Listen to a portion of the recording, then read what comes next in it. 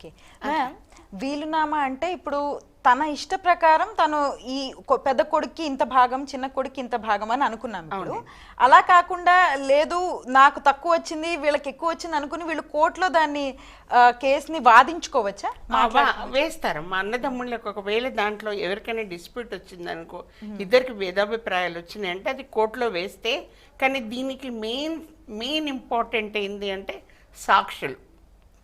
సాక్షులు ఇంపార్టెంట్. విట్నెస్లు అంటాం మనం, సాక్షులు ఇంపార్టెంట్. ఎందుకు మనం సాక్షులు ఇంపార్టెంట్ అంటున్నామంటే ఎప్పుడైనా రాసినప్పుడు ఇద్దరు వ్యక్తుల ముందు అది చదివి వినిపించి సంతకం చేస్తారు. ఆ రాసిన వ్యక్తికి అది వినిపిస్తే అప్పుడు అవును ఆ వ్యక్తులు సాక్షులు కూడా వింటారు. అవును ఈ భాగం వీళ్ళకి ఇచ్చారు, ఒక ఇల్లు అబ్బాయికి ఇచ్చాడు, ఒక పొలం అమ్మాయికి ఇచ్చాడు, పెళ్ళికి తర్వాత ఇది అమ్మాయికి, తన తదనంతరం భార్యకి ఇల్లు, ఇవన్నీ రావాలని.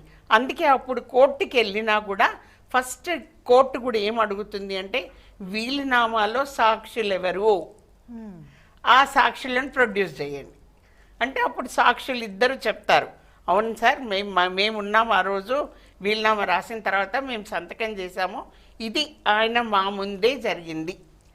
అది ఇంపార్టెంట్ అమ్మా, సాక్షులది ఇంపార్టెంట్ వీలునామా. అప్పుడు అక్కడికి కోర్టుకి వెళ్ళినా కూడా కోర్టు కూడా అదే చెప్తుంది, చూడండి బాబులు మీరు కోర్టుకు వచ్చారు, సరే మీ వీలునామా ఇది కాదు మా నాన్నగారు ఇది రాశారని, కానీ మీ నాన్న రాసినప్పుడు ఇద్దరు సాక్షులు ఉన్నారు, దాని ప్రకారమే వీలునామా చెల్లుతుంది, మీ ఆస్తి కూడా డివైడ్ అవుతుంది అలా చెప్తారండి. దానివల్ల సాక్షులు వీలునామాకి ఎప్పుడు సాక్షులు ఇంపార్టెంట్. సాక్షులు ఇంపార్టెన్స్ అంతా అంతుందండి. ఎందుకంటే అది రాసినప్పుడు సీక్రెట్ కదా, మనం రాగానే ఎవరికి ఇయ్యము, అది సాక్షుల దగ్గర ఉంటుంది. లేకుంటే ఎవరికైతే రాసి మనం ఒకరి దగ్గరికి గుప్తంగా దాచిపెట్టంటామో అది బయట పెట్టరు. ఎందుకు బయట పెట్టరంటే తదాంతరము కావాలి కాబట్టి. ఆయన వెళ్ళిన తర్వాత కానీ ఆయన ఉన్నప్పుడు చేస్తే దాన్ని ఎన్నిసార్లైనా మార్చుకోవచ్చు. ఆయన వెళ్ళిన తర్వాత కాబట్టి దాన్ని గుప్తంగా దాచిపెడతాం కాబట్టి ఆ వీలునామా బయటికి రాదు. మరో సందేహం కూడా వస్తుంది మ్యామ్, ఇదే సాక్షులు కూడా వాటా ఉంటుందా? వాటా ఉన్న వాళ్ళు కూడా సాక్షుల కింద ఉండవచ్చు? లేదమ్మా, లేదు. సాక్షులు వాటా ఉన్న వాళ్ళు సాక్షుల కింద లేరు. లేదు, వాళ్ళు ఉండరు. వాళ్ళ సాక్షులు అనేది వాళ్ళు ఎవ్వరికి సంబంధం లేని వాళ్ళు ఉండాలి. ఎందుకంటే రేపు పొద్దున వాళ్ళు వాటా కింద ఉంటే నా ముంగట్టి చెప్పారు నాన్నగారు నాకు ఇది రాశారు, అమ్మగారు ఇది రాశారు అని గొడవలు అవుతాయి.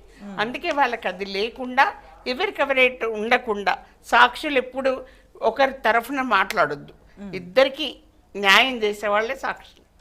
దాని ప్రకారం ఉంటుందమ్మా.